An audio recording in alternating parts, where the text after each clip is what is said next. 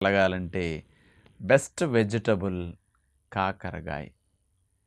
చాలామంది అంటారు చేదుగా ఉన్నవి తింటే షుగర్ తగ్గుతుందంట కదా అని. వాస్తవంగా కాకరకాయ చేదు కాబట్టే చాలామంది ఇతర కూరగాయలు వండుకున్నట్టు వారానికి ఒకసారి కూడా వండుకోరు. ఇదేదో నెలకొకసారో అకేషన్స్‌గా వండుకుంటారు. కొంతమంది అసలు కాకరకాయకి దరిదాపులకి రారు.